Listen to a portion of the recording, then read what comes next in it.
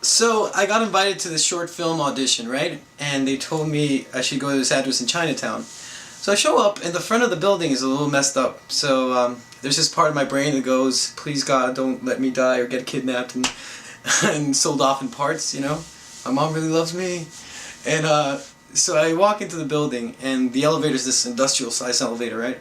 And the elevator attendant, he's like this old Asian man, and he's like, "Actor!" like accusing me, and I'm like, "Yeah." And he's like, "Up, in." And so I start freaking out a little bit, you know. I'm fresh out of school, so I really don't know how auditions go. But when I get to the place, it's a loft, and it's actually pretty cool.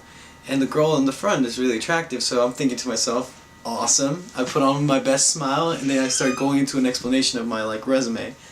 And suddenly she goes, "Alright, great, that sounds amazing. Now please take your shirt off." Okay, at this point, I'm thinking to myself, dude, you should have spent more time at the gym.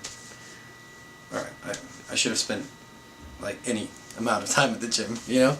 And so, I do, and she goes, "Nice." And I go, "Thank you." And then she goes, "In the back." Alright, so I'm walking there, and by this point, I'm sure I'm going to be, sold off, and, my family's never going to find my remains. And this really enthusiastic dude in his 40s is back there, and he's like, "Dude, great, amazing, great, thanks for coming, man, awesome, awesome." And I'm like, "Great." And he's like, "Alright, so you don't mind me taking pictures of you, right?" And I'm like, yes I do," in my head, but outside I was like, no, I don't, sir." And I remember thinking to myself whether Al Pacino had to do any of this when he was starting out. And so he's like, "You know what, we don't have any sides, just start telling me a story." And I regress to my childhood days. I started telling him about my dog named Battle Cat.